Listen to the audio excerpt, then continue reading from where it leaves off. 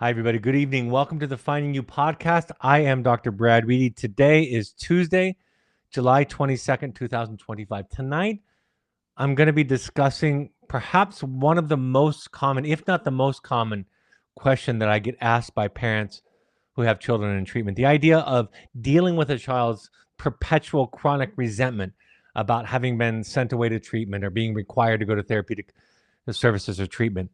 I think for tonight, I want to keep it as open as possible. I want to relax into this idea because I think there's so much nuance, so much paradox, so much that's really hard to pin down into one simple answer. So we'll explore that together as I go along. Before I get into that, let me talk about the housekeeping items. My two books, The Journey of the Heroic Parent and The Audacity to Be You, are available on Amazon and Audible. If you are interested in participating in a Finding You workshop, if you've been waiting for an opportunity to work with me, my last Finding You of 2025 will be this August 13th through 17th. So there's a couple of spots there available. If you're interested in attending the workshop with me, that is your offering. September 3rd, October 1st, November 5th. There are several all listed on our website throughout the year. August is the last one that I'll be running. If you're interested in a coach or a therapist who works in the model that I teach and talk about here, you can go to our website or email us at info@findingyouprograms.com. All inquiries, suggestions, questions for the podcast, for my Ask Me Anything episodes, and also for private intensives, for couples, for families. If you have any inquiries about that, go to our website or email us at info@findingyouprograms.com. I'm very pleased that this fall, October 12th through 17th, I will be running an Audacity to Be You 5-day workshop in Rhinebeck, New York at the Omega Institute. This is a beautiful setting in along the Hudson River. If you're interested in this, go to the Omega website, the Omega website, which is eomega.org. That's eomega.org. Click on the workshops and then the Audacity to Be You. It's only around $500 for a 5-day workshop, so an incredible value. And even if you've been a participant of one of our intensives, this is going to be something quite different. Also, my daughter Emma will be there accompanying me and assisting me in the work. If you're interested in continuing to have live access to these broadcasts as I record them, or you want to support the podcast or get a couple of extra episodes per month that I won't be releasing to the public, you are invited to enter to our Finding You Inner Circle. This is a subscription and a support of the Finding You podcast. Like I said, all current Finding You participants and alumni of our Finding You programs will be automatically enrolled in the program. Go to our website or email us at info@findingyouprograms.com. So let's get into it tonight. I want to start off with a quote that my daughter Emma came up with a couple of years back. She wrote, "One of the most loving things a parent can do is be willing to be cast as the villain in their child's story." So when we think about our children resenting us, this idea of being able to be bigger than, larger than, capable of holding a child's resentment, anger, sadness, grief, hurt is a part of that task. It's a part of that ask in this process. That we allow our children. I was teaching somebody this today, and I talk about it often, that if you need to be good, that's an ego drive. If you need to be good, you'll end up hurting the people around you. Everybody that you love and care about will be hurt by that need. And what I mean by that is if one needs to be good, and I will confess that I spent the first 40 years with this as my primary goal of being good. And of course, it makes sense. Who would fault me for thinking that to try to be a good father, good friend, good boss, good therapist, good husband would be something that would lead me astray. But here's what happens. If I need to be good, then when you get upset with me, whether you be my child, my wife, my friend, my coworker, my neighbor, if I need to be good, then your anger, your upset, your hurt, your critique of my behavior will be met with a defense. I will need to make you the problem. I will say things like, "You just don't understand my intentions. Let me tell you what I was really trying to do or what I really did." It's your depression, your anxiety, your thinking errors that are causing you to believe that I did something wrong or that I'm bad in any way. And of course, I must believe this. Because if I'm good, the threat of being not good is too great, that I will need to make you the problem. So part of growing up, part of maturing as a parent, and what our children's behavior and struggles often ask us to consider, to look at, to confront, is the unhealed parts of ourselves, the parts that we haven't dealt with, the parts that we haven't come to terms with. And because most all of us were raised by parents who also thought it was the goal of life, the objective of life, to be good, we erase the idea that we can be human, that we can make mistakes. It's too heavy of an emotional burden. The reason I often say that I go to psychotherapy and deal with what I like to affectionately refer to as my horrible, rotten self, that is who I am. The reason I do that is to show love toward my family and toward my clients, toward the people that I care about and that I serve professionally. I go to this place where I confess essentially who I am. And because my therapist is capable of being larger, she is bigger than me in a psychological sense, and is capable of holding those feelings, she reflects back a sense of compassion, a sense of understanding. And over time, I internalize that feeling inside of myself. Her thoughts and feelings become my new inner voice, overriding the old programming. So that the task is not to become good anymore, but the task is to become who I am, to accept who I am. And the development of self-love and self-compassion. You know, when I talk about the work, and I'm going to say this many times tonight, when I talk about the work, what is the work? The work is self-compassion, self-love, essentially. If I narrow it down to the simplest idea, it is self-love and compassion. Because if you have that for yourself, that naturally extends to everybody else, because everybody else is more like you than they are different. In fact, our anger, our disgust, our judgments of others are most often understood as a projection of the exiled parts of ourselves. So what is not owned by us, if I can't see my selfishness, if I can't see my immaturity, my short-sightedness, my cruelty, whatever it might be, I will deny that in myself, and I will find places in the world, people in the world, to project that onto. So the task of being a parent is to mature. I love the quote by the great artist, Georgia O'Keeffe, where she says, "I've settled the matter for myself. Therefore, criticism and praise go down the same drain." In other words, because I've come to terms with myself, you get to feel how you feel around me. And if I said something to you last week or yesterday or this morning that upset you, and I've made peace with myself, I will have the capacity to allow you to be upset with me, to allow you to be angry, to allow you to accuse me of failing, of dropping the ball, of coming up short. That is the work. And I'm not there yet, not completely, right? I'm much farther along on that journey than I was a year ago, 10 years ago, 20 years ago, for sure. But that is my lifelong journey. I really do think of it as a father and a therapist and a teacher, that if I can do my work, then I can become this person. I was going to use something a little bit more woo-woo, like this vessel. I can become this person to take in the pain of others, the hurt and the fear of others, to metabolize it, and to reflect back out understanding and love and compassion. And by doing that, I make the world a better place. That's my goal. But I want to be clear. I come up short of this every day, all the time.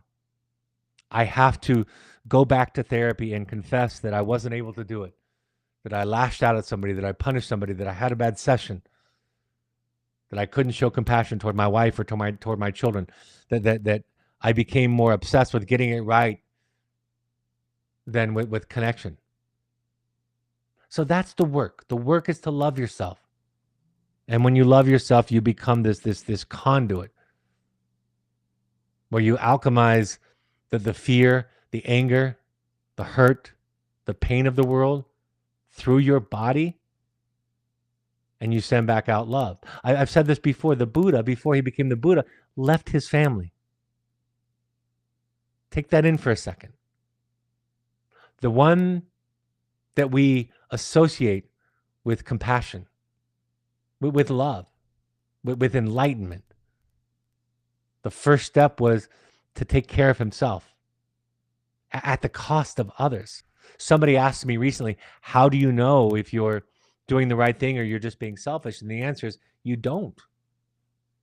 Nobody else does, that's for sure. Because in order to become a better spouse, a better parent, a better friend, a better sibling, in order to become that, you've got to deal with yourself. You've got to face yourself. You essentially have to risk becoming the very thing that you were told that you ought not to be. But the beautiful thing that happens with this kind of shadow work, with this depth psychology, this dive into ourselves, this spiritual journey inside of us, the wonderful thing that comes out of it is you have more peace. You have more love. You have more capacity. So much of when I think about parents, for example, making the decision to send their child to treatment, or you could think of it as a spouse, drawing a line in the sand with their spouse and saying, if you don't get help for your drinking, I can't stay in this marriage. You could think of any significant boundary like that. You could even think of parenting in the small decisions you make to ground your child, to take away their phone. Doesn't matter what the context is, what the situation is, what the event is. There's so much paradox in this. I looked up dialectic and paradox because those were the words that I was battling with today to talk about this. And I asked, what were the similarities and the crossovers between dialectic, which if you're familiar with dialectical behavioral therapy, this is that. This is where that word is. Both dialectics and paradoxes discuss this tension between seemingly opposites. Both paradox and dialectic involve a coexistence or confrontation of opposites, truths that seem incompatible, contradictory, or mutually exclusive at first glance. A very famous dialectic that is presented in dialectical behavioral therapy is, at any given moment, I'm doing the best that I can and I can do better. And the dialectic that I want to talk about today is, I spend so much of my energy teaching people to listen, to show compassion, especially toward children, to be the bigger person, the adult in the room. But at the same time, I don't want parents to be held hostage by their children's feelings. I want you to listen, to be sensitive, to understand, to offer empathy, resonance, attunement, all of that.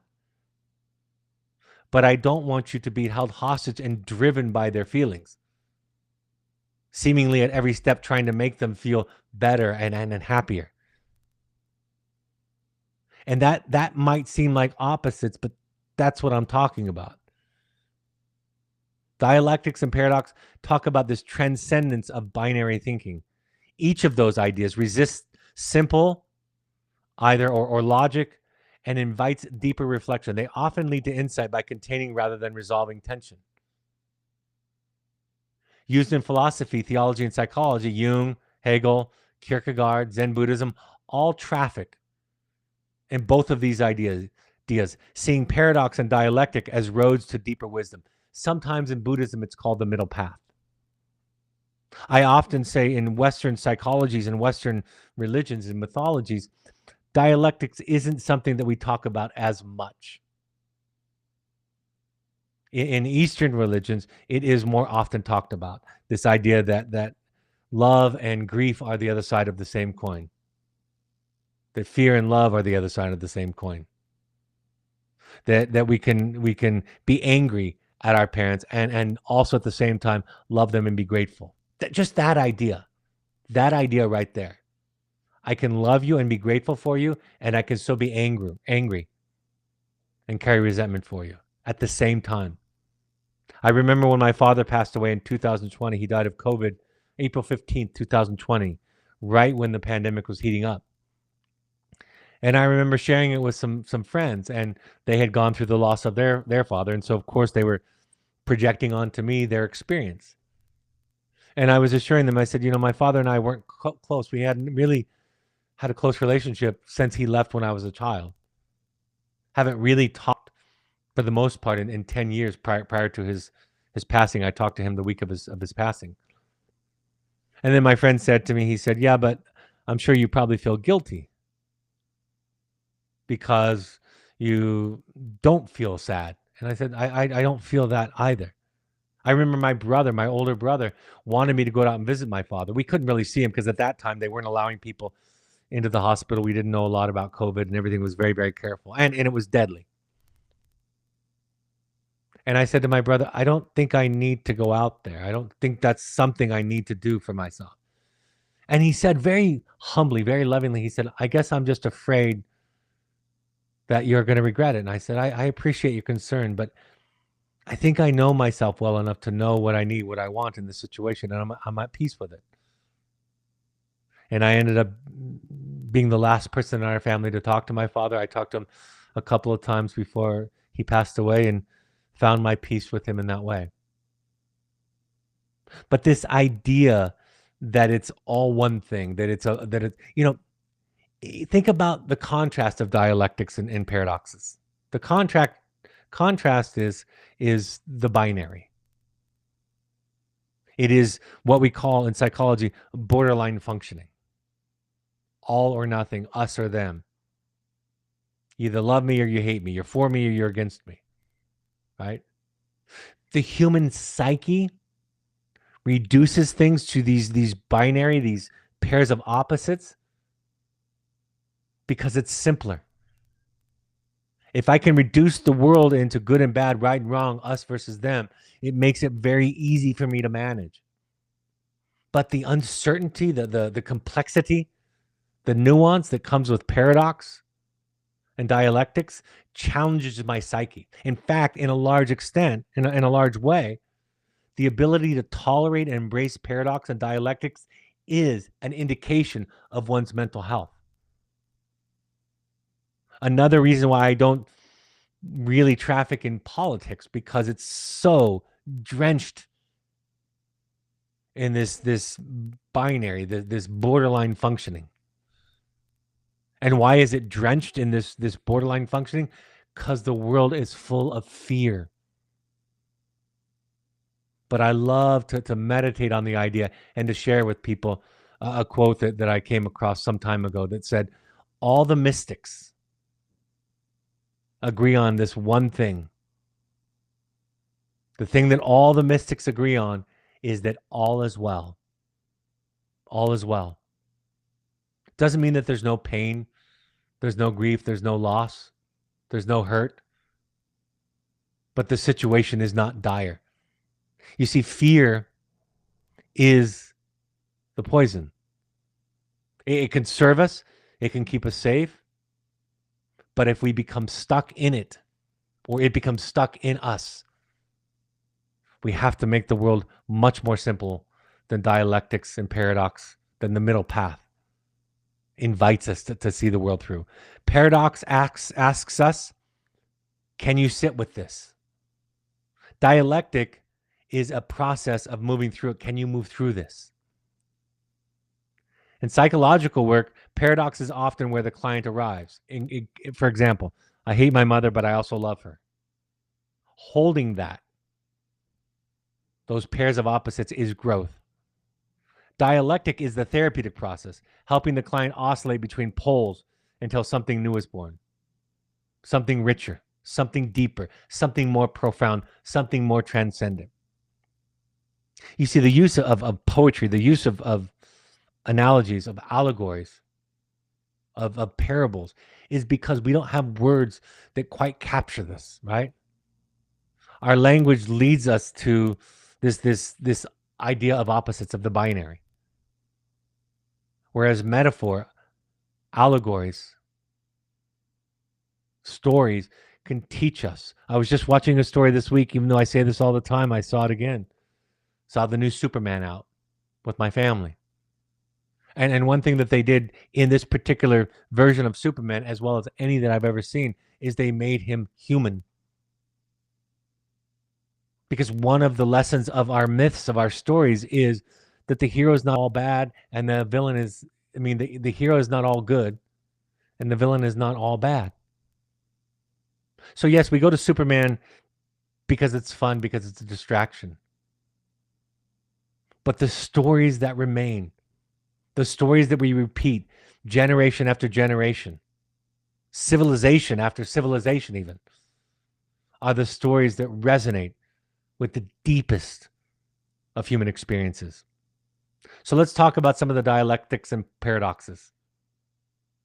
One paradox that I often talk about and have alluded to already is this paradox of listening to your child and still holding to your own truth, taking care of yourself.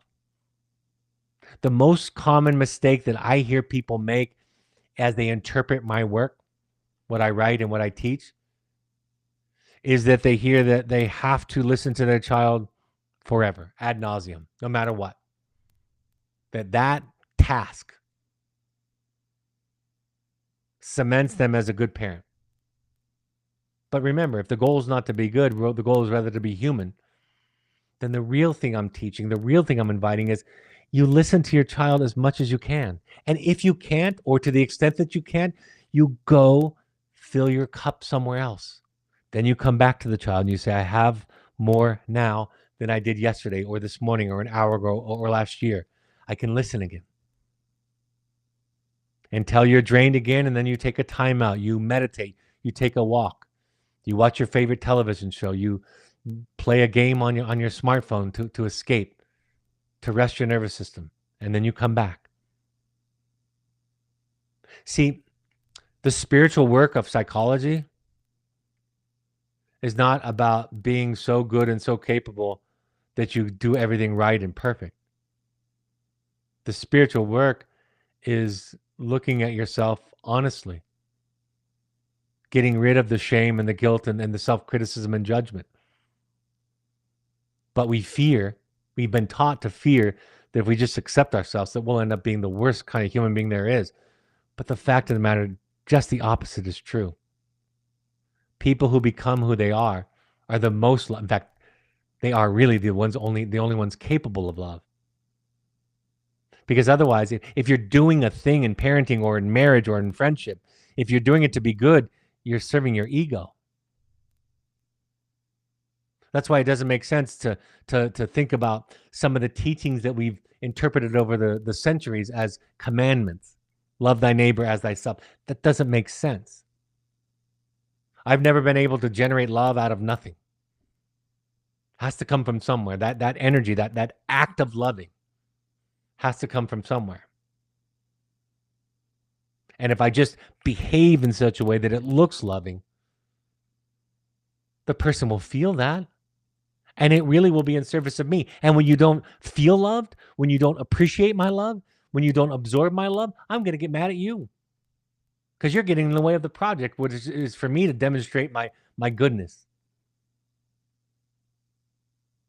How wonderful I am as a friend or whatever the role is. The paradox of caring about your child, how your child feels while not allowing it to dictate your decision making. That's the hardest thing. That's the hardest thing. You can only do what you can do. And if you show up, I'm going to say this very clearly. If you show up to a conversation, to a situation, to a relationship because you should, not because you can, but because you should, you will end up hurting them or you. We show up when we can, because that's the truth. I listen to my wife's frustration when I can. But of course, because of my background, my history, my childhood, like yours, I want to be good. So I to be a good husband, I've got to listen to my wife. I've got to listen to my children. And I'm prone to do that, tempted to do that, even when I'm depleted. So what happens? I listen, I try to white knuckle my way through it, and then I end up rebutting what they have to say. I end up with the defense. I end up with some kind of counter criticism, counter attack. And of course, I blame the wife and the child. I find a way to make them the bad one. So we learn, I want you to listen to your children when you can. And when you can't, I want you to go get your cup filled. But I want you to listen. And when you can't, I want you to not. I want you to ask for time, for space, for a pause. But the reason that you won't be able to do that is because you'll feel guilty. And very often they will embody that guilting message by telling you don't care. You know, the old line in my family is, well, you listen to your clients all day, no matter what they have to say. You listen compassionately and patiently to them, but then at the end of the day, you don't have time for your children or for your wife, right? That's the shame. But the great mystery of love is that love is a giving thing, not a taking thing. And you can only give what you have. The great mystery is that love is built on healthy self-care. Patience is built on self-care. Compassion is built on self-care. And self-care is something that we were at times shamed about. If I finish this broadcast and I go out to talk to my wife and I'm depleted because this is the end of my workday, right? These broadcasts take energy from me. So I finish this up, I walk into the room, and my wife has something to vent about. It could be about me or about life, about the children. It could be about anything. And if I say to her, I don't have time, I need to take a break, maybe later, maybe tomorrow, maybe in an hour, maybe in 15 minutes, whatever it is, see, I'm failing. And if she looks at me with frustration and anger, that triggers that wound in me that I've got to be good. So I'll say things to her like, what kind of person would ask a spouse after a long day with no break, would dump their needs on them? What kind of person would demand that I take care of you? You see, we go into that conversation where I'm either a failure as a husband or she's a failure as a wife. But really, it's just about our own individual insecurities, our own individual needs. So I'm just learning to be able to drop the ball. I'm learning to be able to fail. I'm learning to come up short. That's the great paradox. The greatest paradox along this line is what the great teacher, the Buddhist teacher Alan Watts said. He says, once you realize there's nothing on the dark side to be afraid of, that is, all the things that you've been taught were evil and bad, all the things you should not be. Once you realize that there's nothing on the dark side to be afraid of, he said, nothing is left but love. The great teachers that I admire throughout history don't talk about how great they are ever. They talk about what idiots they are all the time. Not because of shame, but because of, ironically, paradoxically, confidence. There's a paradox in parenting that where the child will want a relationship with you when, will the child want a relationship with you when the money's gone, when they don't need your money, when they don't need whatever leverage you have over them?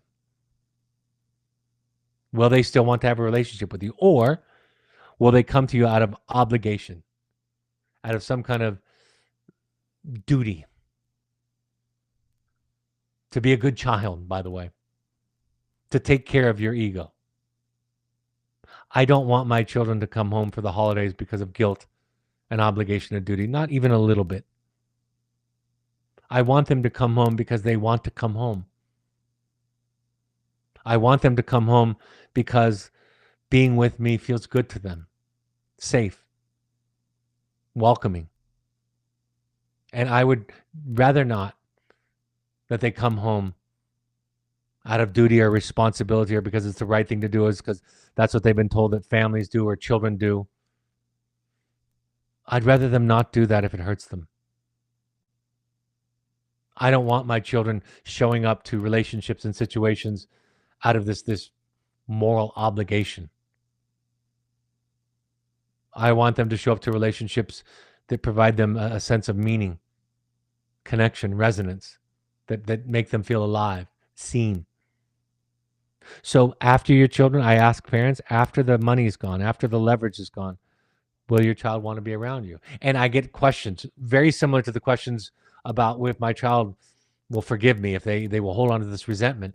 I get the question all the time, what if my child abandons me? And I often answer that by saying, and there's truth to this, children don't really abandon parents because children aren't tasked with raising parents. Abandonment is something that parents can do to children, but not the other way around. When I stopped talking to my father, I didn't abandon my father. I took care of myself. I attended to what I needed. So the paradox is that, yeah, it's not like that. But, however, and, as we like to say in dialectical behavioral therapy, and it's a curious question. You know, I don't really get it when people get mad at friends being bad friends. You know, you don't call anymore. You don't, you know, you're a bad sister. You're a bad. My thought is, I watched this between two people recently where a sibling said to another sibling, I've been a bad sibling. I need to call more. And I thought, I think you're calling as much as you want to. And in fact, I think they're calling you as much as they want to. You know that new book that's become popular recently? The book called Let Them? I think it's by Mel Robbins. That's this. Let them. If people don't love you, let them not love you. If people are resentful, let them be resentful. If people are angry, let them be angry. That doesn't mean, and this is back to that mistake that people make, that you subject yourself to any kind of abuse, any kind of treatment, that you have to sit there out of some duty to the teachings that I'm teaching. You have some responsibility to sit there and take it. You take it as long as you can. And then when you can't, you take your time. In essence, you fail. And you come to terms with that, because in order to love, you have to learn how to fail. In order to love, you have to accept your humanity. If you cling tightly to the idea of being good, you will hurt everybody that you care about. If they are angry and resentful, let them be. You know, I asked a parent about this recently, and she told me, your children will resent you one way or the other. So accept it. In a sense, the child needs you to be the object of their projections. Right? That's what makes you bigger, psychologically, spiritually. Right? I listen to my children in my good moments, my healthy moments, my capable moments. I listen to my children's resentment with acceptance, understanding. You see, I've sorted out my stuff with my therapist. I've sorted out my stuff in my own meditation, my own spiritual journey. So what they think about me is not about me necessarily. That's another thing, is when you accept your horrible, rotten self, you can see other people. Because you don't need them to think or feel or perceive or decide or judge anything anyway. You just see them. So they're going to resent you. That's part of the task. That's part of being a child. I remember studying this 35 years ago during my undergraduate. They were discussing child daycare and saying one of the disadvantages, and there are advantages to daycare, But one of the disadvantages for parents working outside of the home and children going to daycare during the day and then coming home is that at the end of the day, the parent is depleted. And quality time, this is important. Quality time for the developing child means they have to say no. They have to rebel. They have to individuate. Now, if they're in daycare with a bunch of children and some adults, some caring adults, compliance and cooperation is overvalued in that setting. So when they come home, they might need to push against you to be a little bit bratty, pissy, upset. But because you've had a long day at work and you're thinking quality time is warm and cuddling and having fun and having great conversations, your idea of quality time and their idea of quality time at an unconscious level, of course, because this is not conscious, are diametrically opposed. So the disadvantage of working and having your child going to childcare is that they need somewhere to individuate, somewhere to rebel, somewhere to say no. That's an important developmental task. I think in a lot of ways, what this calls for is grieving. It calls for grief work. That's what this work calls for. You see, my younger version of me, from 5 years ago, from 10 years ago, from 15 years ago, 20 years ago, 30 years ago, doesn't know what this version of me today knows. And I expect that to repeat itself in the future. I don't know everything. I'm not there. More to learn.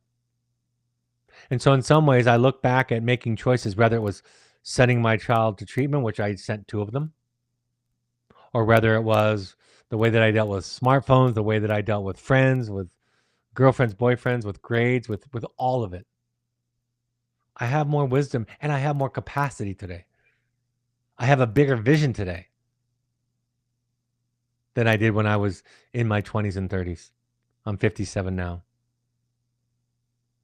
And so I grieve for that, along with my children. That the version of me that parented my 32-year-old son when he was a teenager, it's sad to think about. And I think about that often. So I think in a lot of ways, this task of allowing our children to resent us calls for us to do our grief work, to feel our way through it. Some years ago, a very common intervention in the treatment world was the initial letter that parents were sending for their children to read in therapy. We called it the impact letter. In fact, I think some programs still may do this. I was always working around it, trying to work around it, trying to apologize for it. You see, it's not the child's job to take care of the parent. So if the letter is, here's what you did and how it impacted me, that fundamentally, structurally posits the child as the caregiver of the parent. And that's not what it's about. Raising healthy children is exhausting, right? It's impossible to raise children. So I just thought the impact letter wasn't right. Didn't make sense. I don't want the child, more than anything, I don't want your children getting off drugs and stopping their dangerous behavior so that you can sleep at night. I really don't. I want them getting healthier because that's the reward of a well-lived life. So the early letters for years that I kind of adopted from the programs that I came from was this impact letter. Here's a list of what you did and how it impacted me. That was the essence, the bones of the letter. Excuse me. But I realized that I got to change this. So I came up with something called the hopes and intentions letter. And I really tried to think, what really is every parent at the core? If their highest self could speak, what are they saying? And what I came up with was this. Here's what's going on with you that concerns me, that worries me. I don't know what to do. I'm over my head. I don't know how to help you. I'm overmatched. So I'm sending you to program X in order to get the help that you need. You don't have to like it. You don't have to be grateful for it. You don't even have to agree that it's a good idea. Heck, I don't even know if it's a good idea. I've sat with parents who have wanted to convince the child that of their good intentions, that they did the best they could. And I've said that that's not the child's task. That's not what the developing child needs. They need to push against you. They need to disagree with you. They need to not like it. And it needs to be okay with you. They need to know you're that safe with them. After all of this teaching and working with somebody, I had a parent many years ago write an amends letter to their child to make up for, to repair what the parent said in the impact letter. And this was interesting. This parent did not apologize for sending the child to treatment, but they apologized for many of the things that they said during that time. Things like, I can't sleep at night and I'm embarrassed by your behavior. Basically, how they made the child responsible for the parent's sense of self. And they wrote this beautiful letter, sent it to me as a gift just to share it with me. And I was in tears reading it. It was beautiful. This parent said to me, I shared it with my spouse. And my spouse said, you know, that our daughter is just going to use this against you. And I said, what did you say to your spouse? And she said, she can't. It's literally impossible. Because everything I said in there is true. And she's allowed to feel everything that I suspect that she feels. And I'm not going to move off of my truth. I'm not sorry for sending her away. I'm not sorry for being overmatched. I'm not sorry that I didn't know how to help. I grieve for that. I have empathy for that, how my humanness impacted her. But I'm not apologizing for that. I'm apologizing for the things that I said from a place of being wounded, from a place of being a child, from not being the adult. It's really important to understand that it's not so much what we say and do, it's why we say and do it that matters. If it comes from a place of fear or ego, if it comes from the place of needing to be good, which is ego, it's nearly impossible to get it right in parenting, in relationship. But if we do it from love, it's hard to get it wrong. Wanting or needing forgiveness from your child is the one way to impede it. Forgiveness is your need, not their need. It asks the child to bind the wounds left over from your childhood, to make you feel good about you. Forgiveness is something we can do when we're ready to do it. And it comes on the terms and the timeline of the hurt party. I don't teach anybody to forgive anybody, ever. But they do forgive people as they grow, as they deal with themselves, as they see themselves more clearly, as they transcend. The fact of the matter is, you can't not dent your children. You're worried about them being mad about you sending them to treatment. They have 1,000 reasons to be mad at you. That's just the most substantial, emblematic way. That's the one that stands out, that they can hang their hat on. But you and I, we hurt our children all the time because we're human. We don't want to. We don't like to do it. We're not proud of it. But we do it. We stumble through this stuff. And growing up as an adult, as a parent, means carrying that up for ourselves, not asking them to carry it. Your child will forgive you when she or he grows up, when they get healthy, because that's what healthy, maturing people do. Healthy people forgive their parents for their decisions, for their perceived limitations, for their insecurities, and surely for well-intentioned interventions, at least. In that vein, a young person who matures and gains a more well-rounded and healthy perspective Well, forgive parent or parents for instigating an intervention that they, the parents, believe was vital to their health, well-being, and in some cases, to the survival of the child. But if you need the child to forgive you, they will more likely stay stuck in it. So let them be mad. Let them be resentful. It's nothing to do with you. That's the paradox. Listen, but it's nothing to do with you. And if it is something to do with you, then make an amends and make it better. In many ways, I think they want you to feel the utter hopelessness, the utter powerlessness that they feel and felt. That's why they go on and on. Either that is because they just don't feel that you're listening, that you're hearing, that you've done your work. I wrote, it is possible to look to our past, to our wounds, without falling into a victim's mindset. Looking to our past. It's not a search for blame, but rather a search for understanding and self-compassion. But often, looking to our past, to our parents, the aversion to this might be because we're trying to protect our parents. In other words, we are carrying around our parents' defenses, our parents' egos. Many people are averse to looking at their wounds from childhood, because unconsciously they have to prop their parents up. They've been asked. I think the most common feature of dysfunctional families, the most common feature is that the parents need to be good. And the opposite of being good is just being human.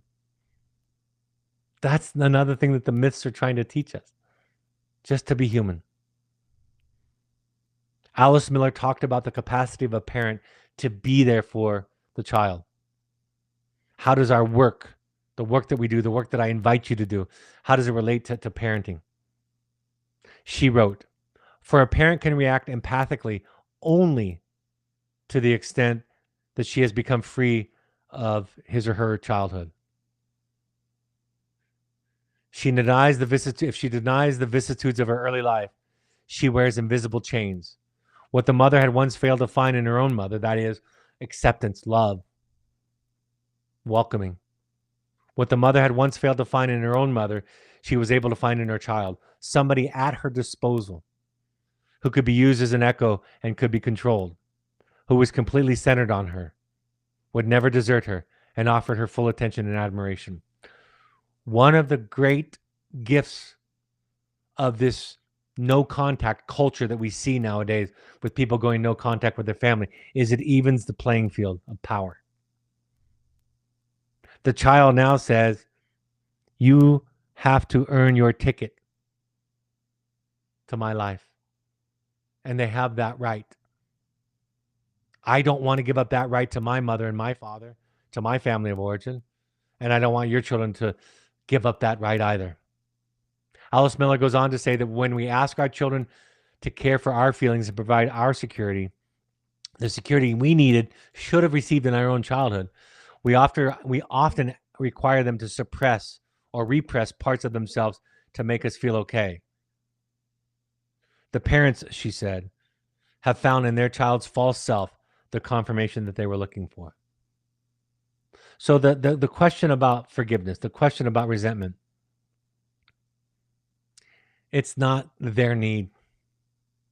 That's your need from childhood that has gone unmet. That is your work. And you'll be best served to work on that in therapy with a therapist. Alice Miller, here's a few quotes from her. She said, what is missing above all is the framework within the child where the child could experience his feelings and emotions. Instead, he develops something the mother needs. She talked in terms of mothers primarily as the functional primary parent. Instead, he develops something the mother needs.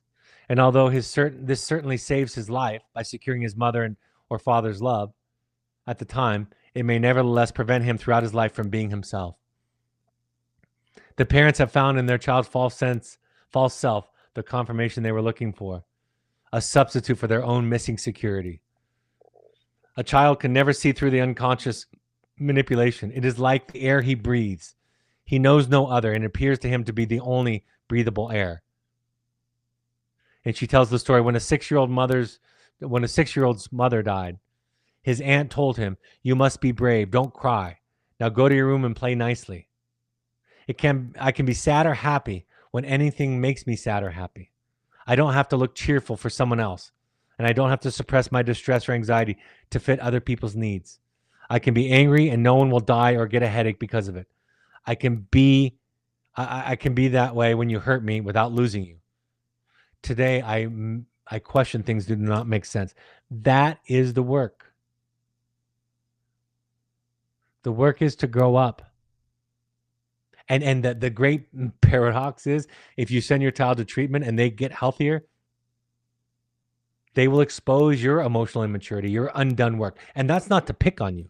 I'm talking about me. I've told many stories about the letters, the experiences that I had with my children when they were in treatment. Inevitably, the things that I think about today are not the lessons that they learned, but what I learned about myself from the process. J.D. Gill said, "Of course, the good kid is never the real kid either. The only real kid is the whole kid. Good parts, bad parts, and those in between." And from her book, Seeing in Psychotherapy, she said, "One's parents were limited. It's true. They were flawed, human creatures. They too had limited parents. This is how they became limited. One's parents wounded one. It is likely they were wounded in a similar fashion and perhaps much worse. It is entirely appropriate to be angry at one's parents for how they hurt or neglected you. That's what they did. The wound, however, is mine." By the way, you can't say that to the child. "The wound, however, is mine. I am the one they wounded. And since the wound is mine, it is my issue to deal with, not theirs. And if I don't deal with it, I am the one who will be compromised, not them." It's the same task that they have that you have, which is to grow up. In a lecture on boundaries, I ended with this closing statement. As parents, lastly, we can say we are sorry when we fail. Every parent has limits, and every child will discover the end of those limits. We can say sorry when we fall short of the ideal. And with this, the child learns perhaps the most important lesson of all, what it means to be human. So what are the take-homes? Learn to listen without being held hostage and driven by what they say.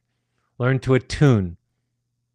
Develop a sense of self so that you can see them as them, not as a mirror reflecting back who you are. As you know yourself, as you go week after week, year after year to psychotherapy, to 12-step meetings, so whatever it is you do, whatever mirror you find, as you do that, you'll be more capable of seeing others. Asking yourself, what will my child think of me when the leverage I have over them is gone, is an important question to ask. Not to be reflexively held hostage by it, but to be curious about and to be thinking about it. The best way that you can show those closest to you that you love them is to go to therapy. The number one complaint that I've received from kids who are chronically angry and resentful at their parents for being sent away is that the parents didn't do their own work. That the parents didn't own up to their part in the cycle, in the system. That their parents didn't want their crap, if you will, to stink. And the child was then left to carry all of it. All of the issues, all of the problems. To become the bad one.